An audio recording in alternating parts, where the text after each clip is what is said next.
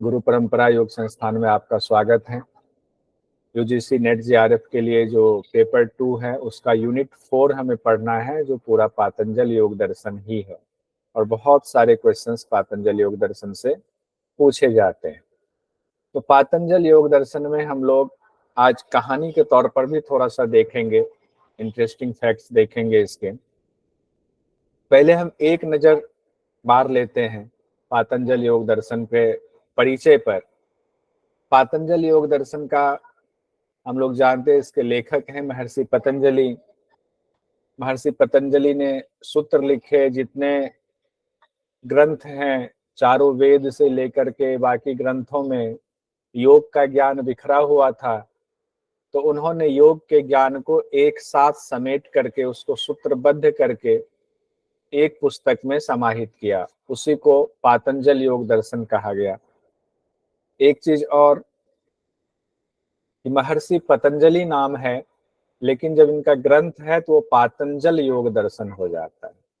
जब ग्रंथ का नाम लेंगे तो पतंजलि योग दर्शन ना बोलकर पातंजल योग दर्शन बोलेंगे, और जब महर्षि का नाम लेंगे तो महर्षि पतंजलि बोलेंगे। ये ध्यान रखिएगा। पातंजल योग दर्शन में 4 पाद हैं: समाधिपाद, साधनपाद, विभूतिपाद और कैवल्यपाद। तो यहाँ पर अध्याय को पाद कहा गया है, ये भी ध्यान रखेंगे।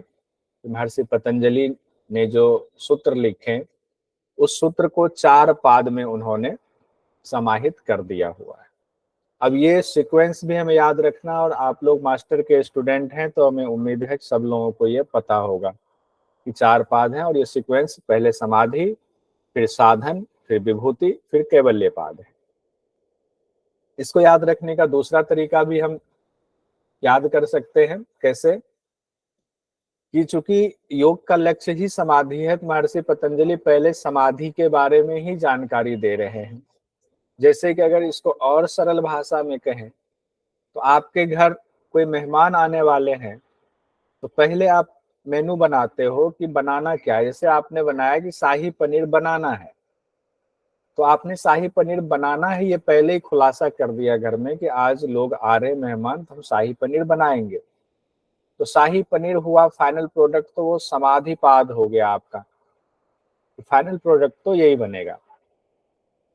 अब शाही पनीर बनाएंगे तो उसको बनाने के लिए सामग्री चाहिए, पनीर चाहिए, प्याज चाहिए, लहसुन चाहिए, खोआ मलाई जो भी चाहिए होगा, उसमें काजू चाहिए, जो भी आप डाल सकते हैं।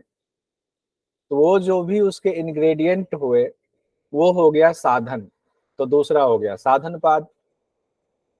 अब जब आपने शाही पनीर बनाने के लिए सारी सामग्री आप ले आए, उस सारी सामग्री से जैसे आपने उसको बनाना शुरू किया तो उसकी खुशबू फैलने लगी।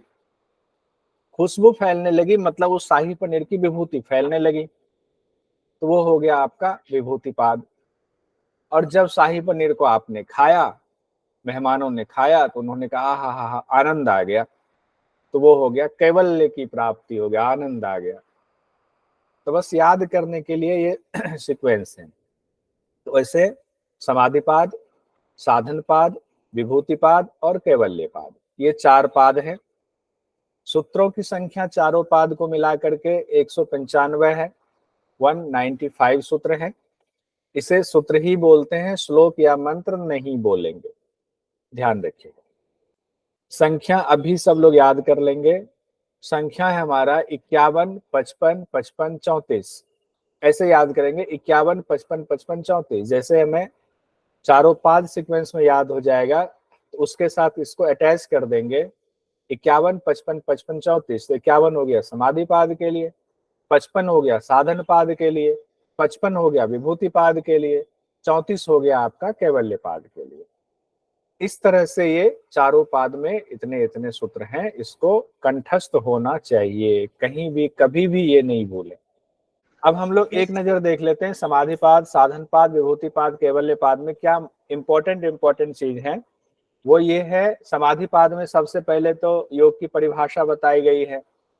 उसके बाद चित्त की वृत्तियां बताई गई हैं 5। हर वृत्ति के 2 भेद बताए गए हैं, क्लिष्ट अक्लिष्ट। उसके बाद वृत्तिहत वृत्ति निरोध के उपाय बताए गए हैं, अभ्यास वैराग्य। फिर इसी में संप्रज्ञात समाधि बताई गई है, असंप्रज्ञात समाधि बताई गई है। भव प्रत्यय विदेह प्रत्यय ये बताया गया कि भव प्रत्यय क्या है, विदेह प्रकृति लय योगी क्या होता है। साधक की अवस्था बताई गई है कि मृदु मध्य और अधिमात्र साधक होते हैं, और शिव संहिता में 4 है, यहाँ से कनेक्ट कर लीजिएगा। मृदु मध्य अधिमात्र और अधिमात्रतम 4 बताया गया। समाधि पाद में ही यानी प्रथम पाद में ही ईश्वर प्रणिधान की चर्चा है, ईश्वर की विशेषता की चर्चा है, ईश्वर का क्या नाम है और उसका ध्यान कैसे करना चाहिए इसकी चर्चा है। ये ध्यान रखिएगा, पातंजल योग दर्शन ये क्रियात्मक रूप है आपके सांख्य दर्शन का। सांख्य में भी 25 तत्वों की चर्चा है, उसी को एक तरीके से उसी का व्यवहारिक रूप यहाँ दिया गया है। ये इसलिए हमने कहा क्योंकि ईश्वर की चर्चा आई है।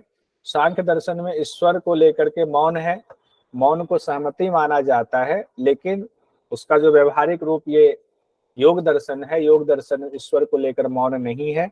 ईश्वर का इन्होंने पूरा स्वरूप बताया है, नाम बताया है और जप करने का तरीका भी बताया हुआ है। इसके बाद आता है विक्षेप, 9 अंतराय की चर्चा है, विक्षेप और विक्षेप सहभुव जिसमें 9 अंतराय है, और फिर 5 विक्षेप सहभुव है, इसको पूरा याद करना हम लोगों को। फिर चित्त प्रसादन के उपाय हैं कि चित्त को कैसे हम शुद्ध करें, और इसी में सबीज और निर्बीज समाधि ऋतंबरा प्रज्ञा की चर्चा है। ये प्रथम पाद में हम लोग ये सब पढ़ रहे हैं। द्वितीय पाद हमारा है साधन पाद। साधन पाद की शुरुआत हो रही है क्रिया योग से, बहुत इंपॉर्टेंट है, जिसमें तप स्वाध्याय ईश्वर प्रणिधान कहा गया है। और उसके बाद पंच क्लेश की चर्चा है कि 5 क्लेश कौन कौन से हैं, क्लेशों के नाम बताए गए हैं, क्लेशों के नाश का उपाय बताया गया है। और इसी में ही यानी कि साधन पाद में ही 3 प्रकार के दुख की चर्चा है, परिणाम दुख, ताप दुख और संस्कार दुख। दृश्य और दृष्टा क्या है, यानी प्रकृति और पुरुष की चर्चा है। दृश्य हो गया प्रकृति, पुरुष हो गया दृष्टा, उसका स्वरूप बताया गया है। विवेक ख्याति क्या होता है उसके बारे में चर्चा की गई है साधन पाद में। अब प्रकृति पुरुष का संयोग क्यों हुआ है उसके लिए कहा गया अविद्या की वजह से संयोग हुआ है, ये भी आपके द्वितीय पाद यानी कि साधन पाद में है। विवेक ज्ञान की प्राप्ति कैसे हो इसके लिए बताया गया अष्टांग योग का अभ्यास करें। कई बार पूछ दिया जाता है अष्टांग योग के अभ्यास से क्या फल होगा, तो विवेक ज्ञान की प्राप्ति होगी। अष्टांग योग में ही आपको बहिरंग और अंतरंग योग की चर्चा है।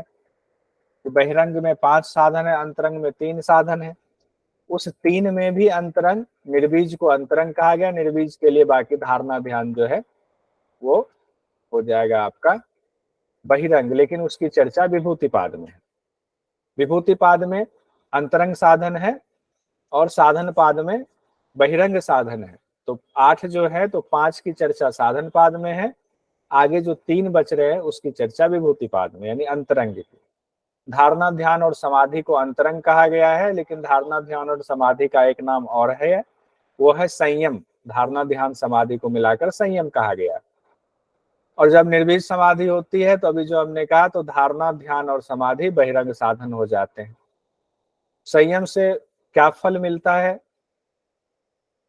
क्या उसकी चर्चा की गई है पूरे के संयम से, इससे संबंधित बहुत सारे सवाल आते हैं कि हमने सूर्य पे संयम किया तो क्या फल होगा, चंद्रमा पे संयम किया तो क्या होगा, ध्रुव तारा पे संयम किया तो क्या होगा। इससे संबंधित कई चीजें पूछी जाती है, जैसे कि चंद्रमा पर संयम से तारा व्यूह का ज्ञान हो जाता है, ध्रुव तारा पर संयम करने से ताराओं की गति का ज्ञान हो जाता है। इसी पाद में कहा गया है कि पर शरीर प्रवेश, इसको परकाया प्रवेश कहते हैं, एक शरीर से दूसरे शरीर में भी प्रवेश किया जा सकता है। काय संपद बहुत इंपॉर्टेंट है, 4 है, रूप लावण्य बल और वज्र, इसको भी याद करना है। काय संपद को याद हो जाएगा, पढ़ते समय हम लोग बहुत अच्छे से याद कर लेते हैं, अब तक याद करते आए हैं और ये भी याद हो जाएगा, तो इसमें दिक्कत नहीं होगी, बहुत अच्छे से याद होगा। चौथा हमारा है कैवल्य पाद। कैवल्य पाद की शुरुआत होती है 5 सिद्धि से, इससे संबंधित क्वेश्चंस भी कई बार आते हैं। 5 सिद्धि जो बाकी की इधर जो संयम से जो सिद्धि होती है उसके अलावे है, ये जन्म औषधि मंत्र तप और समाधि, इसको भी ऐसे सीक्वेंस में हम लोगों ने फिट किया हुआ है कि बहुत जल्दी याद हो जाएगा, तो चिंता नहीं करेंगे। उसके बाद धर्ममेघ समाधि दी गई है कि धर्ममेघ समाधि कैवल्य से ठीक पहले की अवस्था है, और धर्ममेघ समाधि के बाद सीधे कैवल्य की प्राप्ति होती है। ये हमने देखा एक तरह से सामान्य परिचय क्या था। सामान्य परिचय के बाद हम सीधे आते हैं प्रथम पाद यानी कि समाधि पाद के ऊपर। समाधि पाद का आज हम लोग जो शुरुआत करेंगे उसको कहानी के तौर पर समझ लेंगे। कहानी के तौर पर समझने के बाद फिर उसके बाद कुछ क्वेश्चंस को हम लोग देखेंगे। देखिए, कहानी कुछ इस तरह से है, याद हो जाएगा, अभी कोई टेंशन की बात नहीं है, चिंता की बात नहीं, क्योंकि पातंजल योग दर्शन को हमें पूरा ही पढ़ना है, अच्छे से पढ़ना है, एक एक सूत्र को पढ़ना है, एक एक सूत्र की व्याख्या करेंगे और आप लोगों से बुलवाते भी जाएंगे, चिंता मत कीजिएगा। सुंदर कहानी ये है, सपोज कीजिए शुरुआत हम कहाँ से कैसे करें पातंजल योग दर्शन समाधि पाठ की। तो आप में से कोई मान लीजिए कि स्टूडेंट है या हम हैं, हमें समाधि पाद, हमें पातंजल योग दर्शन पढ़ना है।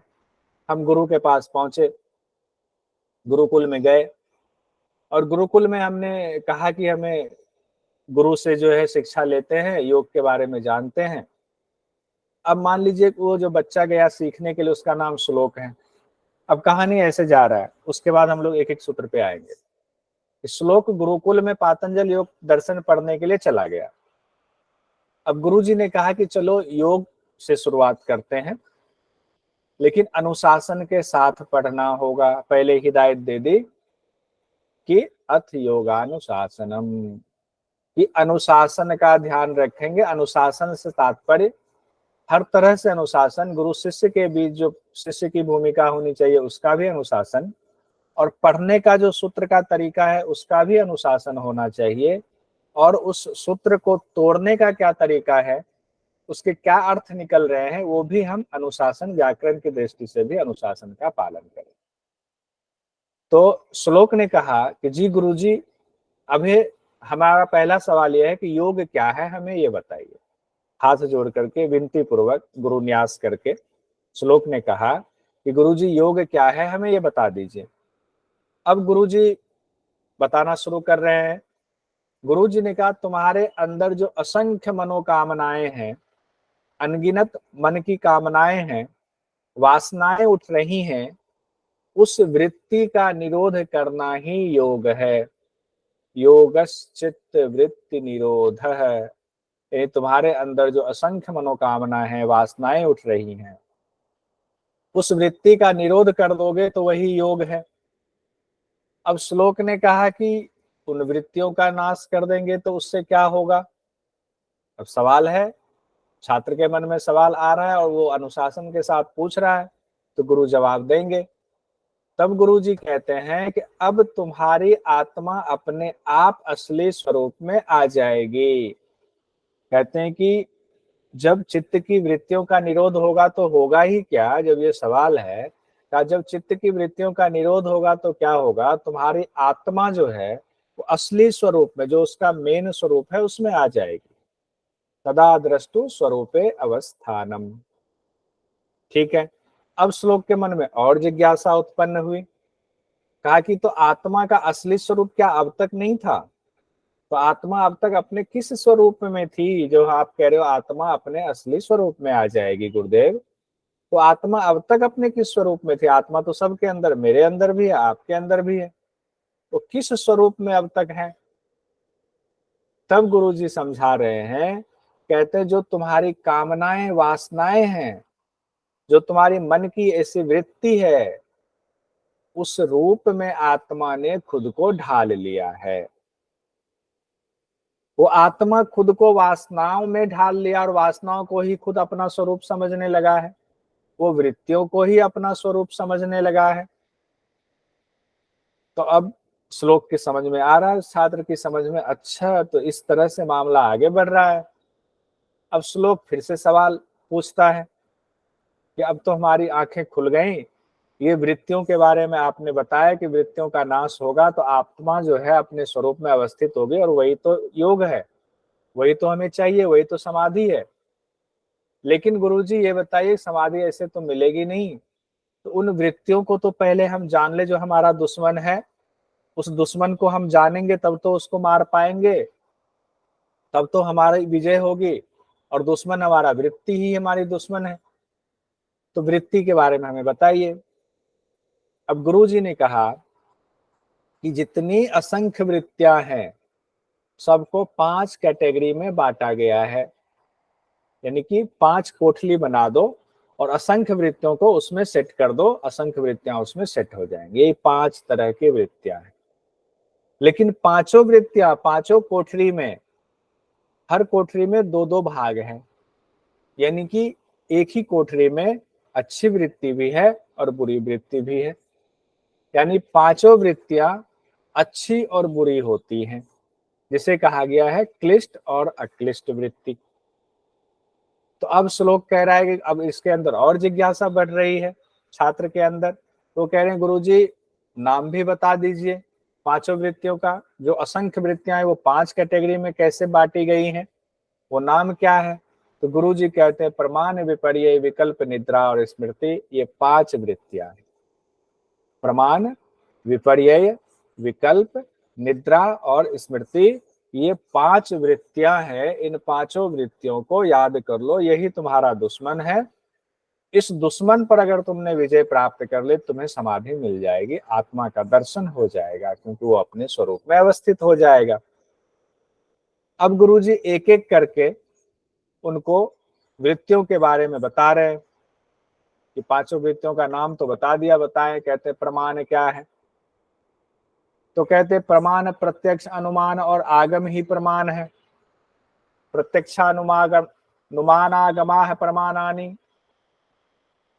तो प्रत्यक्ष, अनुमान और आगम जो है इसको प्रमाण कहा गया। एग्जाम में आ जाए कि प्रमाण पातंजल योग दर्शन में कितने बताए गए? 3 बताए गए। कौन कौन से हैं? तो प्रत्यक्ष, अनुमान और आगम है प्रमाण।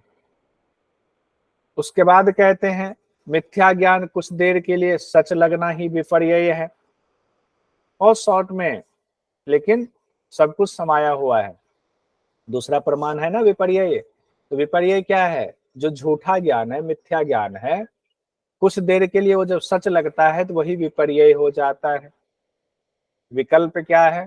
कहा गया जो शब्द जनित ज्ञान है, जिसका विषय वास्तव में है ही नहीं, वो विकल्प है। इसको और हम लोग डिटेल में पढ़ेंगे, अभी परेशान होने की जरूरत नहीं। ठीक है। उसके बाद चौथा आ गया निद्रा क्या है? कहते रात को सोने पर भी जब सब इंद्रियों का अभाव सा लगता है, लेकिन फिर भी उठने के बाद नींद का आलंबन रहता है। जैसे मुझे आज अच्छी नींद आई, जब सोए थे तो याद कैसे रहा कि नींद आई, लेकिन हमारे अंदर वो आलंबन है, यही निद्रा वृत्ति है। अब उसके बाद स्मृति कहा गया समय समय पर जब पुरानी चीजें, अनुभव हमारे प्रकट होते हैं तो स्मृति वृत्ति है, यानी कि हमारी याददाश्त का उभरना, मेमोरी से संबंधित। अब श्लोक के मन में फिर सवाल आया कि गुरुजी पांचों जो है वृत्ति रूपी जो दुश्मन है वो आपने बता दिया। अब इन पांचों वृत्ति रूपी दुश्मन को रोकना कैसे है? कैसे इस पर हमें विजय पाना है? मान लीजिए अंग्रेजों की सिपाही हैं ये पांचों। तो गुरुजी ने कहा बेटा ऐसा है, अभ्यास और वैराग्य नामक तीर निकालो और उस हथियार से इन पांचों दुश्मनों का संहार कर दो। और यहाँ पर शब्द इस्तेमाल किया हुआ है निरोध करना है, चित्त की वृत्तियों का निरोध करना है। किससे करना है? अभ्यास और वैराग्य से करना है। यहां तक हमारा बहुत अच्छे से कंप्लीट हुआ कहानी के रूप में। ठीक है। अब हम इसको सूत्र के रूप में देखते हैं, एक एक सूत्र को देखते हैं। चीजें समझ में आ गई होंगी कहानी के रूप में। अब सूत्र क्या है उस पर आते हैं, फिर हम लोग क्वेश्चन पर भी जाएंगे। समाधिपाद में जो पहला सूत्र हम लोगों ने देखा वो क्या है? अथ योगानुशासनम, यानी कि अब अनुशासन के साथ योग की शुरुआत करते हैं। अथ शब्द जो है, ये शब्द शुभ शुरुआत के लिए किया जाता है, शुभवाचक शब्द है अथ। इसीलिए जब भी कोई किसी चीज की शुरुआत होती है तो अथ कहा जाता, अथ। जैसे कहते हैं ओम से शुरुआत करते हैं, तो अथ शब्द उस तरह से शुभ शुरुआत के लिए किया जाता है। अमित जी क्यों माइक खोले हुए हैं? बंद कर लीजिए माइक, तो वो डिस्टर्ब हो जाता है। तो अथ योगानुशासनम, पहला अगर आ जाए एग्जाम में कि पातंजल योग दर्शन का पहला सूत्र क्या है, वो है अथ योगानुशासनम। क्या इसको तोड़ के पढ़े? अथ योग अनुशासनम। तो हमें एक एक सूत्र को मन ही मन रटते भी जाइएगा, माइक ऑफ है, बोलते भी जाइएगा 2 बार 3 बार, और अर्थ भी हम समझते जाएंगे, बहुत आसानी से हो जाएगा, कोई दिक्कत नहीं होगी। अब हम योग दर्शन की शुरुआत करते हैं, योग की शिक्षा देने वाले ग्रंथ की शुरुआत करते हैं। शुरुआत कैसे हो रही है? महर्षि पतंजलि, हमने कहा कि सबसे पहले उन्होंने समाधि को ही बतला दिया कि समाधि क्या है। उन्होंने पहले परिभाषा ही दे दी समाधि की। उन्होंने कहा योगश्चित्त वृत्ति निरोध है, और इसको तोड़ के पढ़े योगः चित्त वृत्ति निरोध, यानी कि चित्त की वृत्तियों का निरोध ही योग है। चित्त और उसकी वृत्तियां, अब ध्यान रखेंगे व्यास भाष्य में साफ साफ कहा गया है, व्यास भाष्य मतलब पातंजल योग दर्शन के जो व्याख्या की गई है, व्यास जी ने की है, उसको व्यास भाष्य कहा जाता है। तो यहाँ पर चित्त को बुद्धि कहा गया है पातंजल योग दर्शन में, ये ध्यान रखिएगा, व्याख्या में साफ साफ है। ऐसे हम लोग चित्त को क्या कहते हैं? मन बुद्धि अहंकार कहते हैं, ठीक है। लेकिन पातंजल योग दर्शन में कई जगहों पर इसका जिक्र आएगा। जैसे चित्त का जिक्र आता है तो आप समझ लेंगे कि बुद्धि के बारे में बात हो रही है, ये ध्यान रखेंगे, ये इस शास्त्र से संबंधित है। तो चित्त की जो वृत्तियां हैं उसका जब हम निरोध कर देते हैं तब हमारा योग फलित होता है, वही योग है। यहाँ निरोध की बात हो रही है। निरोध का अर्थ विरोध नहीं है, जबरदस्ती रोकना नहीं है। निरोध है खुद ब खुद हो जाना। निरोध और विरोध में फर्क ये है कि अगर समोसा सामने रखा है तो खाने का मन हो रहा है, लेकिन हम सोच रहे हैं कि नहीं, समोसे में मैदा मिला हुआ, आलू मिला हुआ, वजन बढ़ जाएगा, पेट के लिए ठीक नहीं होगा मैदा, तो हमने मन महसूस रोक दिया, नहीं नहीं हमें नहीं खाना, मन को समझाना पड़ा। लेकिन अगर ऐसा समोसा है तो है, वो तो ढेले के समान है, मिट्टी के समान है, फर्क ही नहीं पड़ रहा है, समोसा है ये भी ध्यान नहीं जा रहा है, तो वो अपने आप वो निरोध हुआ है। तो उसमें जाने का, उसको समझाने की जरूरत ही नहीं पड़ रही है मन को कि समोसा खराब है कि क्या है। इसको निरोध कहेंगे, अपने आप खुद ब खुद रुक जाना वृत्तियों का। 2 सूत्र हमारा हो गया, अथ योगानुशासनम पहला, दूसरा हमारा हो गया योगश्चित्त वृत्ति निरोध। तीसरा है जो श्लोक ने सवाल पूछा था, जो हमने कहानी पढ़ी कि चित्त की वृत्तियों का निरोध हो जाएगा तो क्या होगा। तो गुरु जी ने कहा तदा द्रष्टुः स्वरूपे अवस्थानम। एक साथ पढ़ते, तदा द्रष्टुः स्वरूपे अवस्थानम।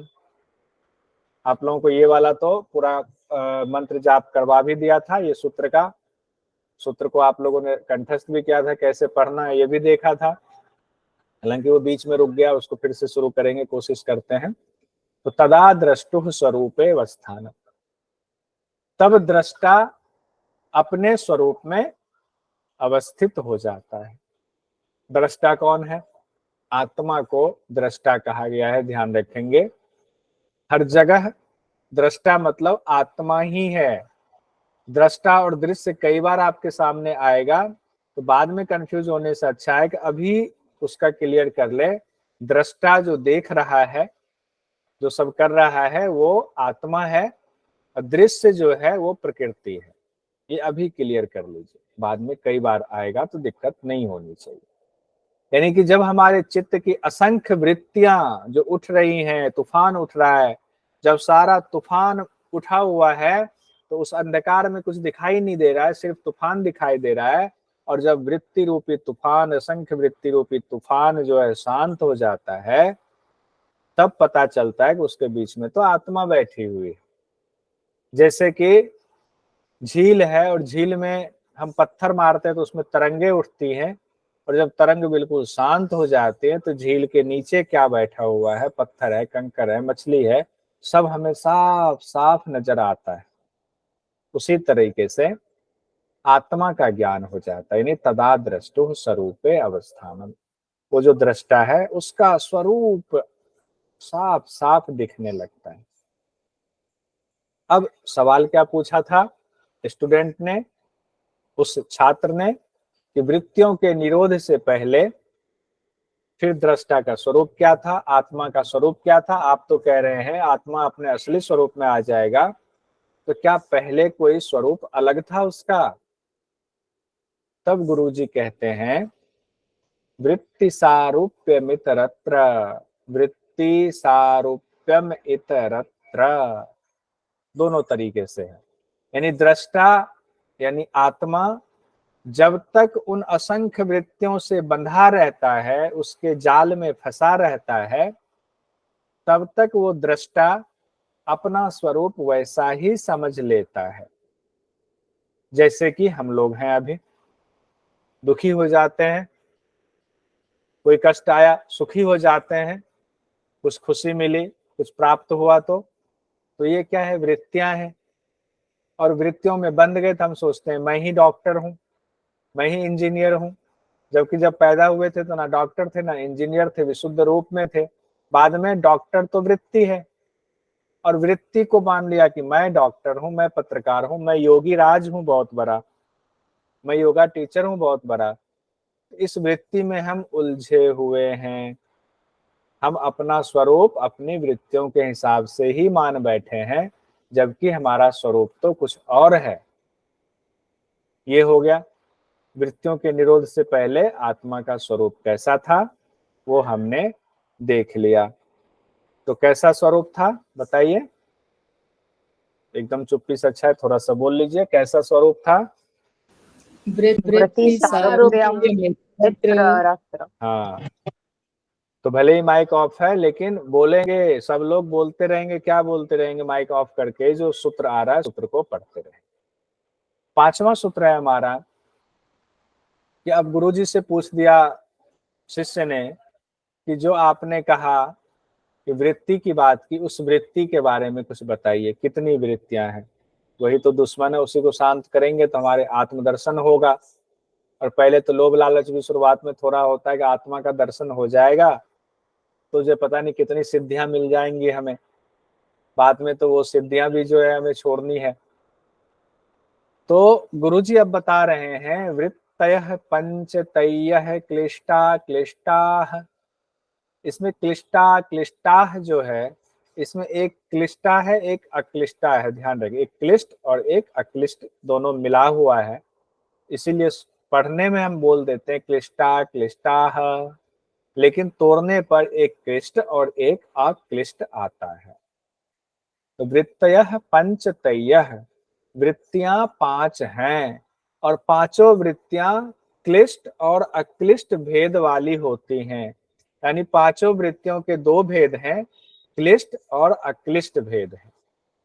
यानी कि अगर एक वृत्ति कोई है, आम एक वृत्ति है, सपोज कीजिए, मान लेते हैं बहुत दूर की बात, तो आम जो है अच्छा भी हो सकता है, आम बुरा भी हो सकता है, आम के दोनों पक्ष हो सकते हैं। तो वो क्लिष्ट भी है और अक्लिष्ट भी है।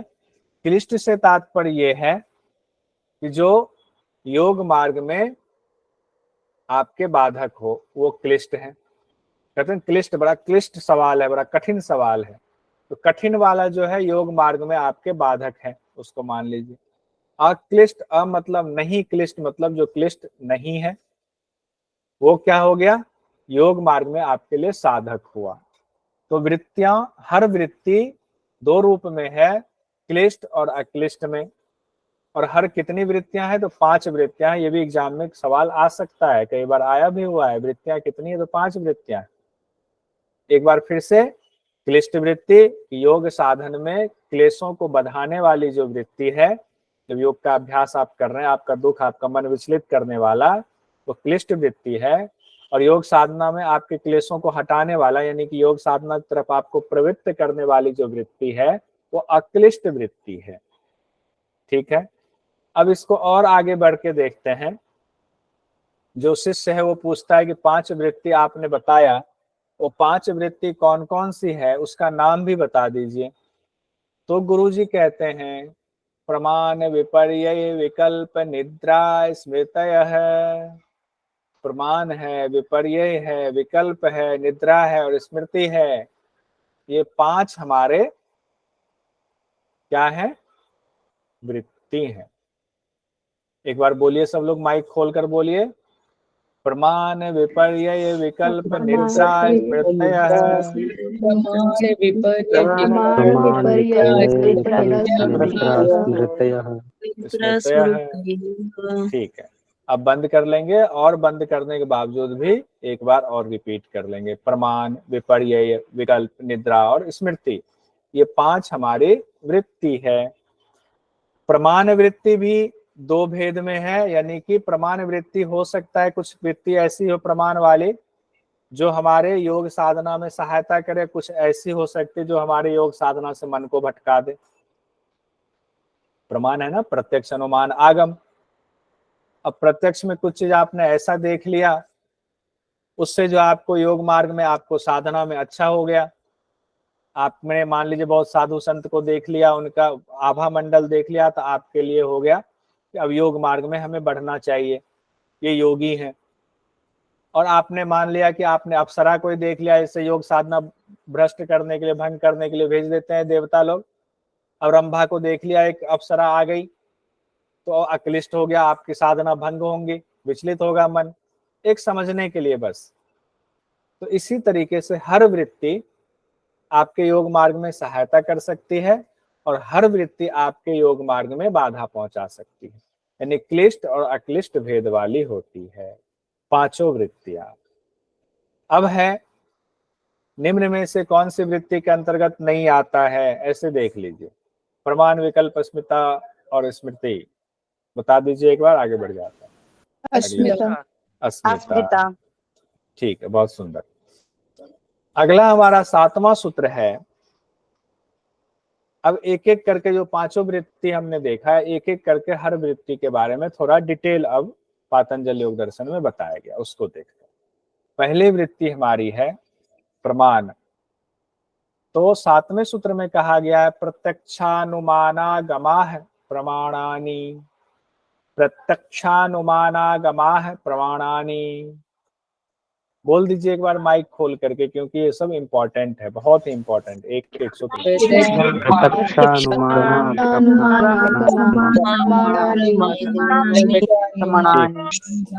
माइक बंद कर दीजिए। तो प्रत्यक्ष, अनुमान और आगम, ये 3 प्रमाण है।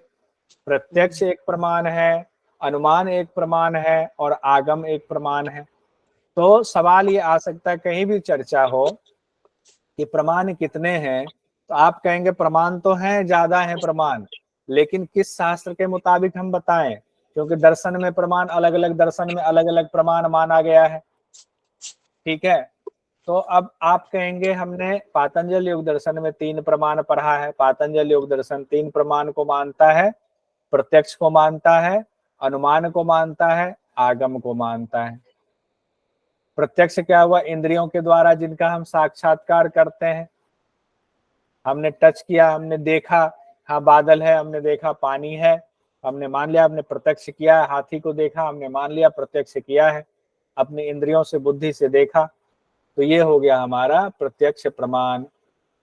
अनुमान प्रमाण है, हम किसी चीज को देख करके उसके कारण का अनुमान लगाते हैं। कारण का, देखिए, कार्य और कारण का अनुमान लगाते हैं। जैसे कि धुआं को हमने देखा तो अनुमान लगाया कि धुएं के पीछे हो न हो आग कारण होगा।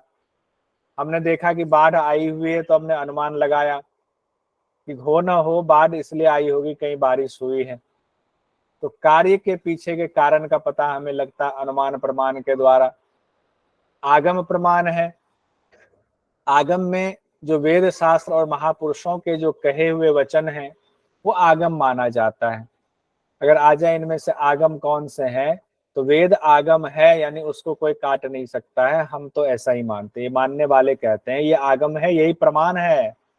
आगम ही प्रमाण है। पहले शास्त्रार्थ होता था, तो शास्त्रार्थ में कहते थे, कैसे मान लीजिए आप कह रहे हो बात से, कहते जी फलाने वेद में उस जगह पर ये वाला लिखा हुआ है, ये प्रमाण है। तो बड़े बड़े पंडित जो होते थे वो बैलगाड़ी पर जो है शास्त्र को लाद करके, और उनके जो है चेले वेले साथ में चलते थे, उसकी रक्षा करते थे, उसको सहेज के रखते थे, और बैलगाड़ी पर बड़े बड़े जो है वो लंबी लंबी दूरी तक शास्त्रार्थ करने के लिए अपने वेद शास्त्र को लेकर जाते थे। पहले के जमाने में साउथ से लेकर के बनारस तक पहुंच जाते थे आते आते बैलगाड़ी पर। तो वो अपने लिए प्रमाण रखते थे, आगम प्रमाण। तो ये हमारे हो गए प्रत्यक्ष, अनुमान और आगम, 3 प्रमाण। आप्त वचन भी इसी को कहते हैं। अब 8वां जो सूत्र है हमारा है वो है विपर्ययो मिथ्या ज्ञान मत द्रुप प्रतिष्ठम। अब दूसरा हमने प्रमाण 1 पढ़ लिया, अब दूसरे हम आ रहे हैं प्रमाण को हमने देख लिया, अब विपर्य देखते हैं। हम वृत्ति देख रहे हैं, पहली वृत्ति प्रमाण, दूसरी वृत्ति विपर्य। तो विपर्य के बारे में महर्षि पतंजलि क्या कहते हैं? विपर्ययो मिथ्या ज्ञान मत द्रुप प्रतिष्ठम, यानी कि जो मिथ्या ज्ञान है उससे हमें जो एक कुछ देर के लिए भ्रम की स्थिति हो जाती है हमारी, हम उसको सच समझ लेते हैं, झूठ को, उस मिथ्या को, यही विपर्य है। जैसे कि आप समंदर किनारे घूमने जाएं और आपने देखा कि एक जगह पर चांदी सी दिख रही है, शायद वो चांदी किसी का गिर तो नहीं गया, आप वहां गए तो पता चला सीपी है, सीपी पलटी हुई है और उसमें सूर्य की रोशनी पड़ी, उससे एक चमक आई, लगा कि वहां चांदी है। तो सीप में चांदी का आभास हो जाता है।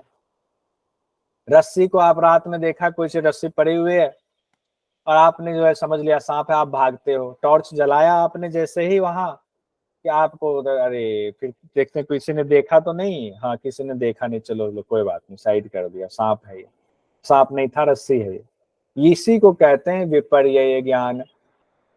चाहे कुछ क्षण के लिए ही सही आपने उसको सच समझ लिया। इसके कई उदाहरण हो सकते हैं, कई उदाहरण हो सकते हैं विपर्य के। ये तो 2 उदाहरण है जो सामान्य उदाहरण है, चलता है, और उदाहरण आप खुद से भी बना सकते हैं। तीसरी वृत्ति कौन सी है बताइए आप लोग? पहले ऊपर से एक बार 5 वृत्ति का नाम बता दीजिए, लिख करके बता दीजिए, उसमें मैसेज में 5 वृत्ति का नाम लिख करके बता दीजिए, मैसेज में बता दीजिए। और एक आदमी कोई माइक खोलकर बता देंगे, मैं पूछता हूँ नाम। मीनाती बेहरा जी, 5 वृत्तियों का नाम बताइए आप माइक खोल करके, बाकी लोग मैसेज में टाइप करेंगे, ऐसे याद भी होता चला जाएगा हमें। जी सर। बहुत बढ़िया। प्रमाण विपर्य विकल्प निद्रा स्मृतयः। बहुत बढ़िया। प्रमाण मीना जी, निक्की जी, शालिनी जी, सेजल जी, नेहा जी। मीना जी ने गलती से लिख दिया प्रमाण की जगह प्रणाम, कोई बात नहीं, ये टाइपिंग मिस्टेक है, ठीक है, बहुत बढ़िया। आयुषी जी बता दीजिए 5 वृत्ति कौन सी है? प्रमाण, विपर्य, विकल्प, निद्रा और स्मृति। बीरा किशोर जी बता दीजिए एक बार। सेजल जी बताइए प्रमाण कितने हैं? प्रत्यक्ष, अनुमान, आगम, प्रमाणानि। अरे वाह, ठीक है, बहुत सुंदर। अब आगे 2 हम लोगों ने देख लिया, अब हम लोग तीसरे पर आते हैं। प्रमाण देख लिया, विपर्य देख लिया, अब हम लोग विकल्प पर आते हैं। विकल्प में है शब्द ज्ञानानुपाति वस्तु शून्यो विकल्प है। शब्द ज्ञानानुपाति वस्तु शून्यो विकल्प है, यानी शब्द से जो ज्ञान उत्पन्न हुआ है, हम उसके आधार पर एक वृत्ति बना लेते हैं जो कि वस्तु से रहित है वो, और हम मान लेते हैं कि वो चीज, शब्द से किसी ने कहा कि मोहन चोर है। अब हो सकता है कि मोहन चोर हो सकता है नहीं भी हो, लेकिन कहने वाला ने एक उड़ावा उड़ा दिया, माहौल बना दिया कि मोहन चोर है, हो सकता है उससे लड़ाई हो उसकी, इसीलिए उसका नाम, उसने उसका नाम ऐसे कर दिया बदनाम करने के लिए। और यहाँ जो अर्थ है वो यही है कि शब्द से जो उत्पन्न ज्ञान है वो वस्तुतः वो है नहीं। यानी अगर मोहन चोर है वाकई चोर है तब तो विकल्प वृत्ति में नहीं आएगा। और किसी ने कहा कि मोहन चोर है जबकि वो चोर नहीं है, यानी कि जो शब्द है वो वस्तुतः नहीं है, वस्तु से वो रहित है, विषय से रहित है वो, तो वो विकल्प वृत्ति में आएगा। यानी सुनी सुनाई बातों के आधार पर मान्यता करते हुए चलना विकल्प वृत्ति है, ये ध्यान रखेंगे। उसके बाद 3 हमारा हो गया। चौथा है हमारा निद्रा वृत्ति। निद्रा वृत्ति में कहा गया है अभाव प्रत्ययालंबना वृत्तिर निद्रा। अभाव प्रत्ययालंबना वृत्तिर निद्रा। भले ही माइक ऑफ है, रिपीट करते जाइए इसको। अभाव प्रत्ययालंबना वृत्तिर निद्रा। अभाव प्रत्यालंबना वृत्तिर निद्रा। अभाव के ज्ञान का भी एहसास होना, अवलंबन होना निद्रा वृत्ति होती है। अवलंबन क्या होता है? कहते हैं किसी चीज का अवलंबन करते हैं, आधार। आधार। यानी कि अगर मान लीजिए आपको कहें कि अभी आप बैठ करके और अवलंबन करें अपने गुरु का, तो गुरु का जो है आप एक तरह से उनके बारे में, उनकी छवि को आप ला रहे हैं, उनको एहसास कर रहे हैं, ठीक है, उनको याद कर रहे हैं, उस पर ध्यान ले जा रहे हैं, कई इसके अर्थ हैं। तो लेकिन अवलंबन का मतलब है उस चीज पे आपको ध्यान लगाना, टिकाना। तो अब यहाँ कहा गया है अभाव के ज्ञान का भी अवलंबन होना, एहसास होना निद्रा वृत्ति है। कैसे? कहा गया आप सो करके उठते हैं, सब लोगों के साथ ऐसा होता है, आप सोकर उठे और आपने कहा बहुत अच्छी नींद आई, बहुत गहरी नींद आई, तो आप तो सोए हुए थे, अभाव था आपका, आप तो थे ही नहीं उस वक्त, आपकी आंखें बंद थी, कुछ देख ही नहीं रहे थे, आपको कैसे पता है कि आपको गहरी निद्रा आई? यानी कोई ना कोई तो था जो कि उस चीज का अवलंबन कर रहा था। तो जो चीज, जिस चीज का अभाव था उसका भी अवलंबन हो गया आपको। तो वृत्तिर निद्रा को लेकर के विद्वानों में अलग अलग व्याख्या है। कई लोगों ने इसको गलत माना, कहा नहीं नहीं इसकी व्याख्या अलग तरीके से की है, और बाकी विद्वानों ने अलग तरीके से की है।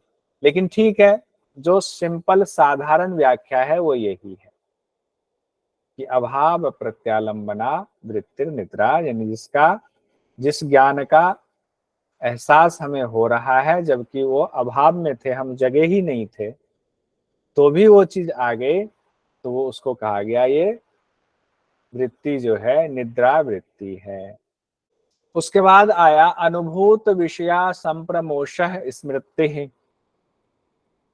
5वीं हमारी वृत्ति है स्मृति वृत्ति। अनुभूत विषय असंप्रमोषः स्मृति है। अनुभूत मतलब जो अनुभव किए हुए हैं, विषय मतलब कोई भी विषय हो सकता है, असंप्रमोषः जो प्रकट हो जाता है, जो नहीं छिपता है उस वक्त, वो स्मृति है। यानी कि आपकी पुरानी बातें कोई याद आ जाए, पहले का कोई अनुभव आपका उस समय प्रकट हो जाए, तो कहते हैं ना अभी याद आ गया वो चीज, अभी स्मृति में आ गया, वो स्मृति वृत्ति है।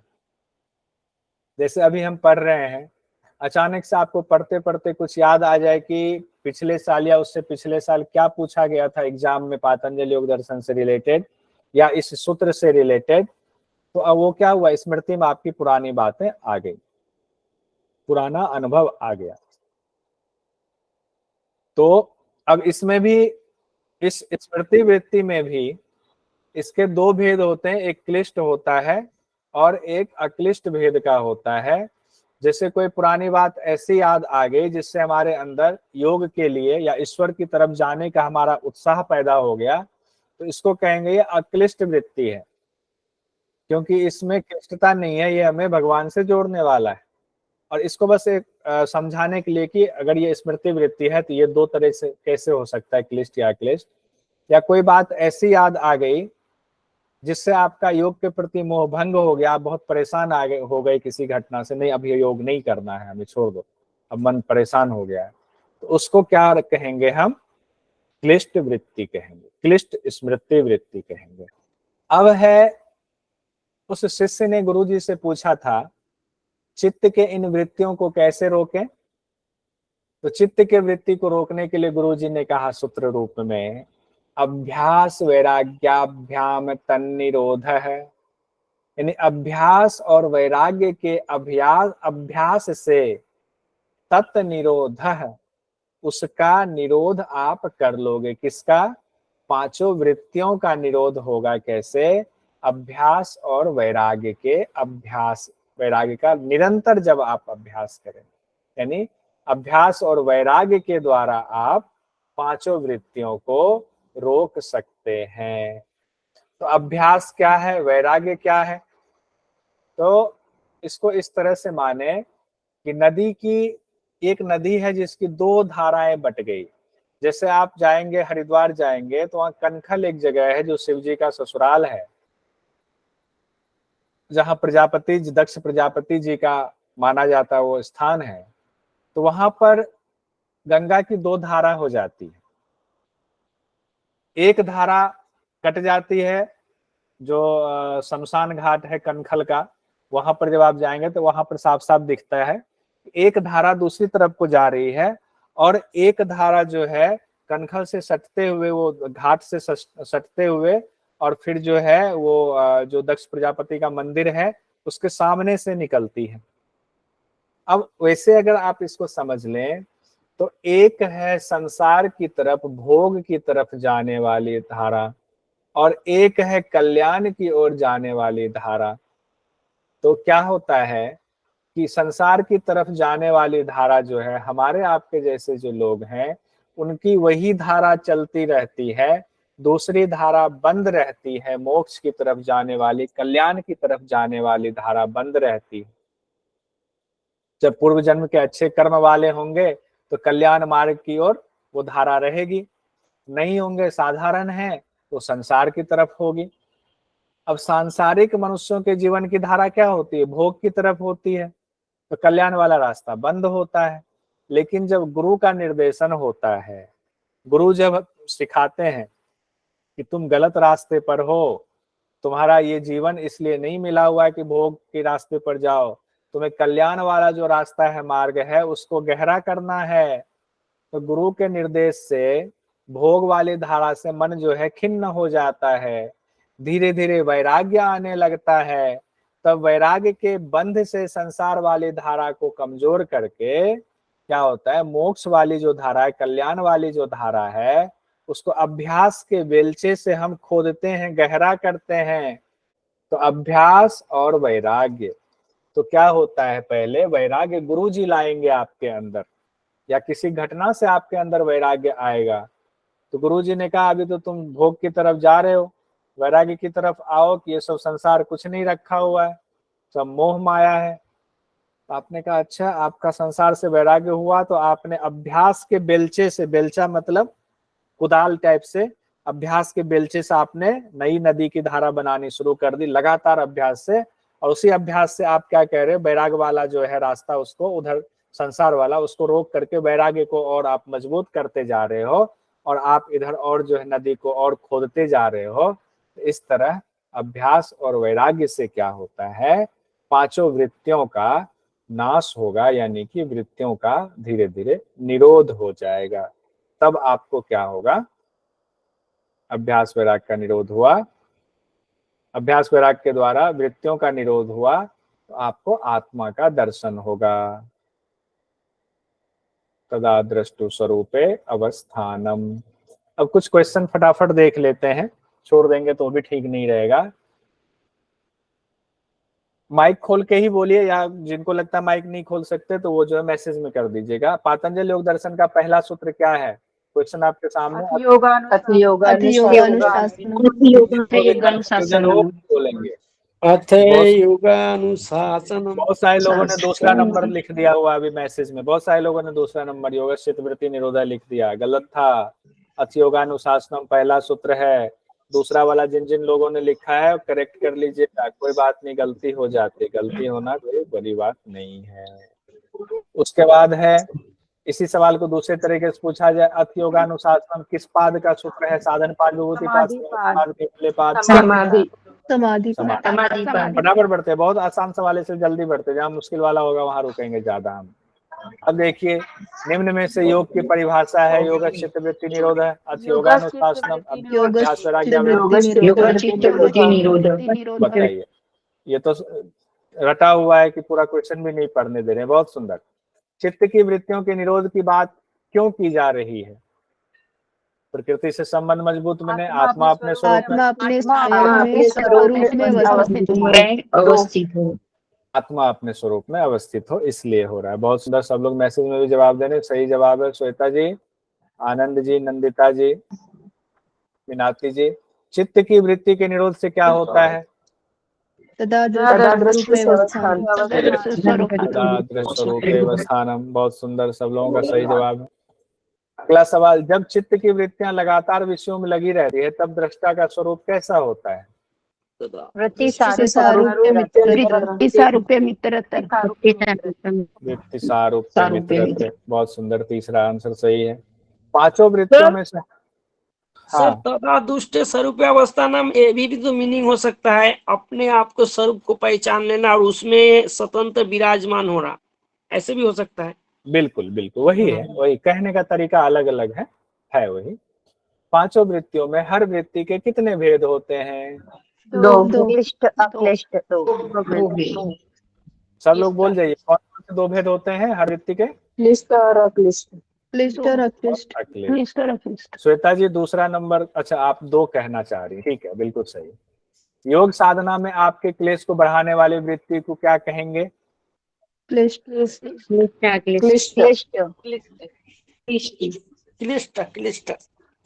को बढ़ाने वाली वृत्ति तो क्लिष्ट वृत्ति। योग साधना में आपके क्लेश को कमजोर करने वाली वृत्ति को क्या कहेंगे?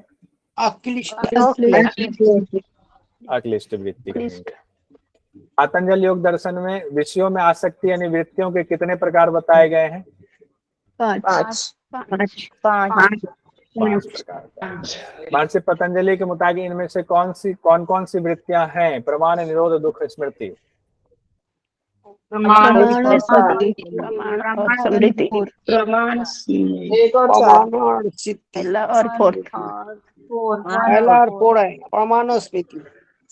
ठीक है, बहुत बढ़िया। शालिनी जी, श्वेता जी, प्रमाण और स्मृति, और बाकी लोगों ने भी जवाब दिया। आनंद जी, मीनाती जी, नंदिता जी 1 और 4। महर्षि पतंजलि के अनुसार इनमें से कौन कौन सी वृत्तियां नहीं है? निरोध राग 2 और 3। पतंजलि योग सूत्र के अनुसार प्रमाण कितने हैं? 3 प्रमाण। प्रत्यक्ष अनुमान और आगम। महर्षि पतंजलि के अनुसार इनमें से प्रमाण हैं? प्रत्यक्ष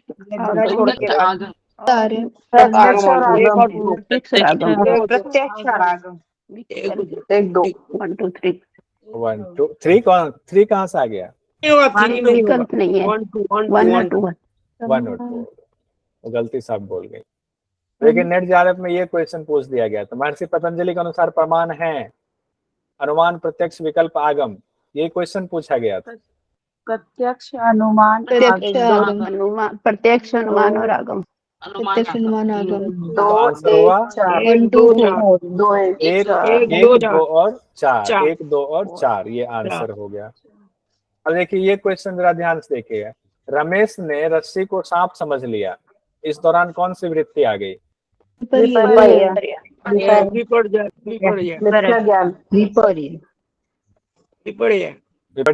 विपर्य क्या है? पूरा सूत्र बता दीजिए।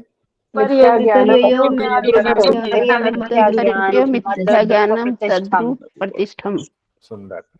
उसके बाद योग दर्शन में मिथ्या ज्ञान किसके लिए इस्तेमाल किया गया है? विपर्य।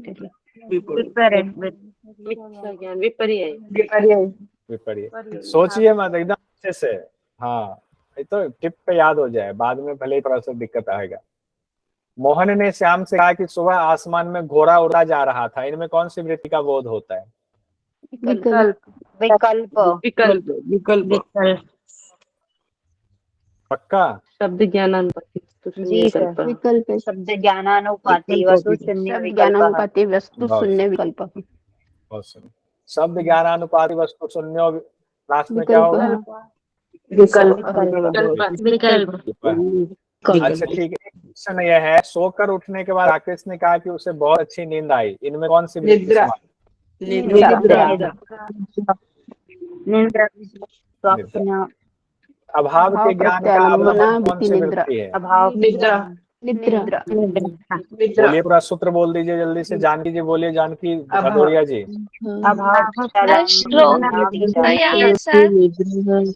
अरे वाह, क्या बात। याद है सर। प्रचलम्बन वृत्ति निद्रा। बहुत सुंदर मीनाक्षी जी, बहुत सुंदर। अच्छा, इसका खाली जगह भर दीजिए जानकी जी जरा। अभाव, वृत्ति, निद्रा, बीच में खाली जगह है। जानकी भदौरिया जी।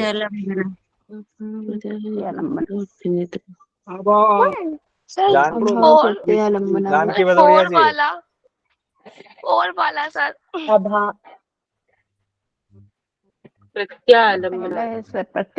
वाला कैसे होगा? नहीं सर, फर्स्ट वाला सही है, फर्स्ट वाला सही है सर। अच्छा ठीक है, भाव प्रत्यालंबना अब सही हुआ, पहले तो आपने गलत बोल दिया। ठीक है, यहाँ तक हो ही गया। अच्छा, ये है, पूर्व के खराब अनुभव का प्रकट होने से योग मार्ग में बाधा उत्पन्न होगी, निम्न में से कौन सी वृत्ति होगी? स्मृति